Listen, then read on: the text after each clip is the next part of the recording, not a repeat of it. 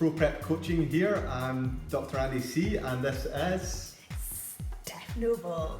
And today we're going to talk about sex. Do you like sex? I like sex. Do you like sex? I quite like sex. Okay, and that's what we're talking about today. What's your favourite position?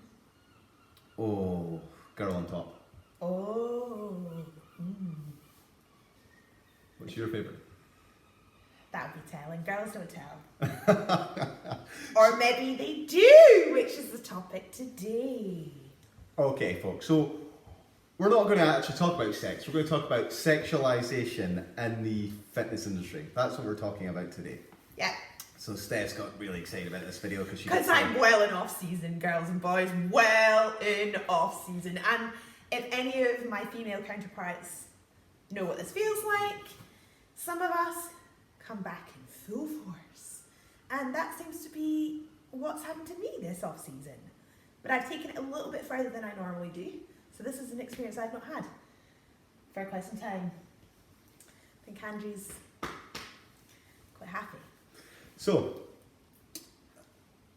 what we're talking about here He is... doesn't know what he's talking about. Let's get down to brass tacks. Let's get down to business. So what we're talking about today is really the sexualization in the fitness industry. And the other day there we talked about the female body and the changes that happen as we get in shape for competition. We spoke about menarche, go check it out. It was the last video just gone. Also check out the rest of our videos. And today we're going to talk about sexualization, as I say. And we did this interviewing format in the last video, so I thought we'd go with this again. So, when we talk about sexualization, Steph, what do we actually mean? What do we mean by sexualization? Okay, so, well, if we take any field, and well, obviously we're fitness professionals, let's stay on the fitness field, and we talk about sexualizing fitness, we're meaning taking a dumbbell curl, for example, and instead of focusing on a picture, of your bicep, the camera is angled here and the biceps maybe just off into the corner, and the whole rest of the frame is taken up with your the tits. chest. Yeah. That's sexualization. Or it's maybe just wearing outfits which are just that little bit too small. A little bit too small, maybe they're lacking taste, maybe they're just lacking any fabric. Yeah, from that, Point blank. And the purpose of the video is really, or the picture, it's not to give you tips on how to build bigger biceps or how to improve your squat or anything like that. No, it's more like something like come get your snacks. Something like that. Do you know what I mean? Like, look at how great my glutes are, but I'm not saying that at all. I'm actually telling you all to look at my behind in a really sexual way, and the whole part of that post doesn't say anything about fitness. It says, I am basically, how do I even diplomatically say? You don't diplomatically say. I'm just slagging myself on my social media. That's it. That's exactly what we're talking about. Yeah. And I mean, it's a thing that's probably as old as time. Oh yes, we all know. Sex sells Sex stuff. sells. Sex sells. Sex captivates an audience. Sex makes you want to see more. Sex makes you inquisitive. It's still a bit taboo. So if you're somebody who's got the confidence and the balls to kind of go, look, here's my tits and ass daily, then you're going to get people following that shit. Yeah, you are. And I guess the big thing here is, well, what are the consequences of that, and why would you want to do that? Well, the reason you'd want to do that is attention. Yeah, you want to do it to get the followers. You want to do it to get the likes, and then potentially to grow your business. Whatever that business is. Whatever that business is, and then to potentially produce more income and things like this. Now, I guess the question is it sustainable for a start to do that sort of thing? And do you want to be known as someone that's built a reputation or a business off the back of that? Do you care? And what does it say about you doing that sort of thing? So these are the questions. What do you think, Steph? Yeah, okay, so first thing is, your social media is an extension of yourself. So what you put out online or how you perceive yourself is an extension of your personality. And whatever we put out, it's human nature for all of us to visually look at a picture with a caption and form a set of judgments and opinions on that particular person. Yeah, and I think this is a really important point because I don't think enough people actually get this. For example, if you put out a picture of yourself on your social media and nobody likes it, but you've got a lot of friends that follow you and things like that, those people aren't, they maybe don't actually like you that much in person because your social media is an extension of yourself. If you put out a post and it doesn't resonate with people, they're not going to like it. That's the sort of thing that happens. So your social media is a direct representation of yourself. If you don't get the feedback on that you like. But also there's the opposite of that, isn't there, when we're talking about this, where you might get person X who puts a picture of herself up daily with nothing on in a really suggestive pose, referring it to like fitness, for example, and is getting what I call kind of false likes. So likes from people who that kind of content attracts. Men. Lots of men. Lots of weird men. Potentially a lot of fucking psychotic men. I generalise here, but you might also get a lot of kind of other females in that arena liking each other because it makes them feel better and more kind of part of this is what we do. And then there's kind of a knock-on effect to that the popularity, the more and the more following the likes, almost gives like a fake sense of this is okay to do. Does that sort of make sense? So it's like the further in somebody gets, the more they lose sight of actually what they're doing. No, yeah, I think I get what you mean. Yeah. I get what you mean. It's complicated. So, guys, it's not. To me, it's deep insecurity that you're seeing, masked by this really elaborate confidence that they can use the screen, hiding behind the screen, to put out. I don't know. That's just some of the things I think. Well, I think this is an interesting one because we've talked about the social media being a direct representation of you as a personality, and people maybe don't interact with your post and they don't like it because maybe they don't actually like you. Or the other thing they might be doing is you're getting false likes. You're just getting someone that's scrolling through a feed and go, oh yeah, that's nice, click it and then go on. But they don't actually see they don't see any value. They don't really see any value in you or any substance. You're just largely a cheap thrill. The other thing that happens though is when you actually meet these people in real life, people have already formed an opinion of you when it comes to actually meeting you in real life. If you're known as the person that just takes pictures of your tits and ass all day, then what sort of opinions do you think your fellow peers are going to have of you when you actually get to meet them in the flesh? Now, all of this we're talking about, the people that do this sort of stuff, maybe they don't care. And if they don't care, then that's absolutely fine. But the people that I'm concerned about are, and you can maybe give me your perspective on this, and it's largely girls, really. It's the young girls that are coming into fitness, who are fitness instructors, personal trainers. They're trying to get business. Maybe they're generally like inspired by people who get in shape and want to get there themselves. And you know what? There's probably you were maybe faced with this. There's probably a crossroads that they've got to come to at some point. It's going to be, am I going to go down this route and try and use my body to sell myself, and get more business, or do I go down this route and have self-respect in myself and go down that route? Now I'm sure there's some people that say, well, use everything I've got to try and sell myself and make business, and there's other people that say, well, I'm not okay with going down that route. I mean, was that an issue you were faced with at some point, do you think? Did that ever occur to you? And these are the people that I'm concerned about, really. Yeah, I think there is an element of a woman when she's, in the fitness industry and she's trying to look and feel good. There is also that element of feeling sexy within your body, good within your body. When you get down to a certain level of body fat, you feel kind of like a bit empowered, I guess, so you feel a bit more sassy with it. Did I ever want to start putting pictures up of myself that would suggest shag me or here I am, think what you could get kind of thing. No, because I've got too much self-respect for that. I've never done that. I didn't want to ever do that. That's not what I went into this fitness journey for. Did I put up or decide to go and do photo shoots which were what I call kind of sassy but classy, so sexy and strong but artistic and still holding an element of respect for myself? Yes, because that's what is interesting to me, is being able to show my shape in a feminine, strong, sexy way, which you can be without having to basically put your boobs in a picture or your literally everything in a picture. Yeah, for sure. And you know, I've done a couple of nude shoots. Like there's some black and white photos on my Instagram of some that I'm completely starkers in, but you can't see a thing, because the whole aim of that shoot was to show the feminine, muscular body in a strong, confident, empowering, hard work and also sexy way.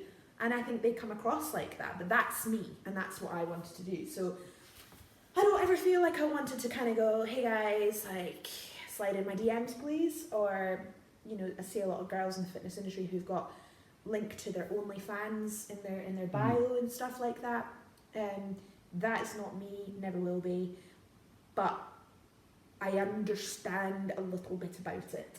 Yeah. If you know what I mean. Okay. I mean, it's. I guess it comes down to this thing is, it comes down to your reputation. Yeah, that's another thing. What do you want to be known for? Because. Well, yeah, that's another. I mean, why are you in this fitness industry? Are you in here to try and make money off of just selling your body in like almost a soft porn sort of way, using these OnlyFans sites? I mean, that's basically a pornographic site. Or, do you want to be taken seriously as a fitness professional to try and help people reach their goals, whatever your specialism is, fat loss, muscle gain, dietary advice, well-being advice, anything like that? So I guess it comes down to those sort of things. Well, you've said something important there. So for somebody like myself who holds I have high standards set for myself. I want to do my best. I want to educate myself. I want to continue learning. I want to be the best coach I can be. I want to be the best athlete I can be. For females like myself in a male-dominant industry already, it's quite difficult to earn the respect of your male counterparts, people you respect in the industry. You know, I've got a lot of male friends or male coaches in the industry that I look up to because of their content. I think it's really great. But in order to kind of earn your place and respect in that male-dominant industry, I think it's important to have a set of standards for yourself and discuss things in a way that are respected.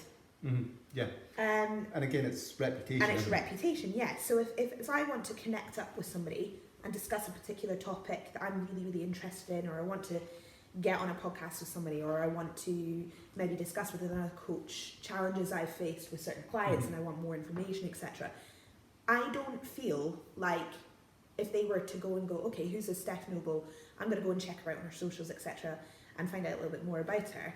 I don't really feel like they'd take me seriously if my entire channels were filled with in my opinion, devaluing content.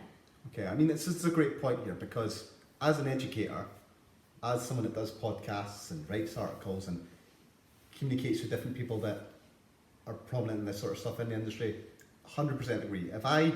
If someone contacts me and they want me to produce some content for them, or would want me to do a podcast or something like that, and I've turned people down before because I can't take them seriously if all I see is someone who's slagging up content. I just think, who's this bimbo? Why would I want anything to do with this particular person? Now, that's such a shame, because this person might have a lot to offer. Yeah, well, I mean, they might be really intelligent. I'm sure a lot of them are actually, yeah. And they might have some great coaching skills and things like that, but you know what? I don't want to associate with that, because I don't want to associate my brand with them. And at the same time, I'm not looking past those pictures right away, because all I can see is, well, this person's not in it for the same reasons as me. I don't know or care what they've got to say about these particular topics, because clearly they're well, they seem like bimbos Well, to me. you said something earlier that was important. And your male peers are not going to take you seriously. No. They're just not. No, I don't think they will either. Because there's a lot of guys like me who think like this, who think, okay, well, what's impressive to me? It's, well, what are your or dare I say it, will qualifications? some What males results are you getting take with an your coach? interest for the wrong reasons? Yeah, and I think you touched There's on that earlier on. There's that there. The other thing you said earlier was about... Oh, I had it. Well, while you find that, I mean, the other thing is... Longevity. Yeah, your Got it, longevity. Right now, when you're fit and you're young and you're hot and, you know, your boobs aren't down to your ankles and, you know, In your early still 20s. strutting your shit, that's all awesome. And you can flaunt your body if that's what you want to do. But when that starts, you know, the other generation of young girls come up and they're all doing it and blah, blah, blah. What have you got left? What have you set a precedent for? How can you step away from your social media content and feel like the stuff I've put out into the world has either impacted someone, given value, I've been true to myself, and I've kept my self-worth? That's my issues with it. Because at the end of the day, when all is said and done, social media is irrelevant. It's bullshit. You can either use it to help somebody else or you use it as a way of self-gratification. And I just don't see how that can make anybody feel good. Well, I guess... Am I being harsh? It's your opinion on this, but I mean, I think that... Maybe being a wee bit harsh, I don't know. I think that on that point, look, in most industries, your value increases as you get older because you gain more experience. But it's quite the opposite, as you've just said there. As you get a little bit older, and you're basically a sex worker, your that's what it is, isn't it? Your value actually decreases. And then you've got to look around as you get a little bit older and say, well, what skills have I actually got here?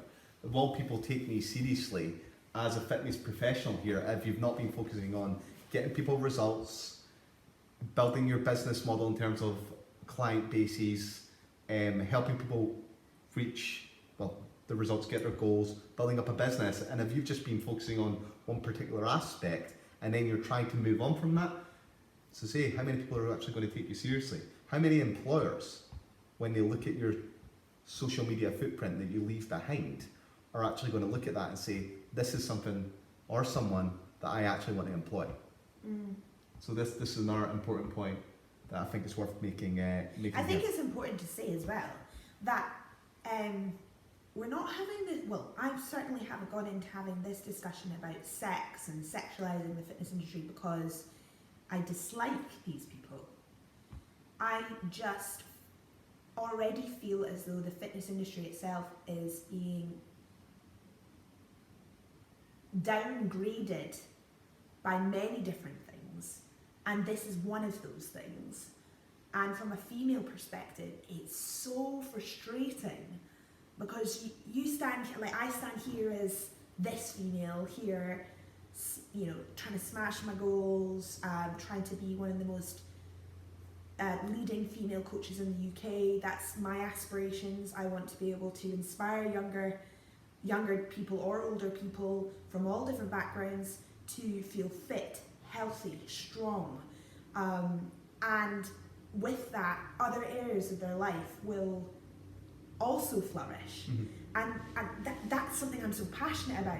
And then when I see kind of the whole industry tapping likes and following and stuff like that on that type of content from other girls who are perhaps, and I'm talking competitors here, I'm talking females who are maybe IFBB pros or, you know, high level competitors. It's just so hard for me to see that type of content being put on a pedestal in the fitness industry when it's hard enough to keep this a high standard industry as it is. And that's one of the many factors, I think, in the sort of the liquidation of our industry, if you like, that there is, as well alongside things like not enough regulations around PTing, not enough regulations around Dietary advice. and you can just give Setting up a gym. Yeah, setting up a gym. Setting up a supplement company. Somebody who's saying they're evidence based and somebody who's not. Somebody who's propelling Herbalife for the best body in the world. All these things are diluting the industry, and this particular issue we're talking about today is one of those. Okay, so let's wrap up here. So we'll learn a few things here. What I will say though is coming back into off season and getting my double D's back. Hot. Is that sexualization? I think so. So what we learned here was that Steph Noble doesn't have a favourite position. No, I definitely do. I'm just not putting that shit online. Okay. He fell hook, line and sinker into that one. Honesty has always been my policy. To wrap up here, a summary. We talk about sexualization here, and when we're talking about sexualization, we're not talking about the empowering images, the classy images that you might see. A nude shoot can be done very tastefully on this like this. We're talking about people that are just using their tits and ass to more or less get likes, build business off of this. And look, if that's your hustle and you want to do that, then that's great. Just go ahead and do it. But I guess we're aiming at people who are saying, look, you don't have to do that sort of stuff. You can build your brand, you can get great results for people, then people will want to work for you. If you do all that other stuff, then that does hurt your reputation. People will not want to work with you potentially. And what sort of reputation do you want to have in this sort of industry? And is that a long-term viable option? We're going from there. Lastly, on that, take a good look at why you're putting that content out. Why? Because I think there's some much deeper issues with an individual's self-worth and self-respect than I think a lot would care to admit. And that from a mental well-being perspective is something that I think all of us need to take time, especially as we get older, to consider, because we owe ourselves to believe in ourselves, have self-respect and have dignity and standards. Yeah, I think that's a great point. And I mean, I got into fitness for health and well-being, and one of the big things about fitness and when you train and you exercise, it's about self-respect. Yeah, completely. It's about looking after yourself and about self-respect. So I think that's a great point. Okay, folks. So let's wrap it up on that self-respect. Check out the rest of our videos. We've got a whole lot of these on Pro Prep Coaching. If you find these helpful, interesting, amusing, any of the above, maybe you find them a pain in the arse. Who knows? Drop us a comment below. Hit subscribe. Give us a thumbs up. It really does mean a hell of a lot. We would also love to hear what you'd like us to speak about. Please let us know. Topics. Okay, and check out our website, www.proprepcoaching.com.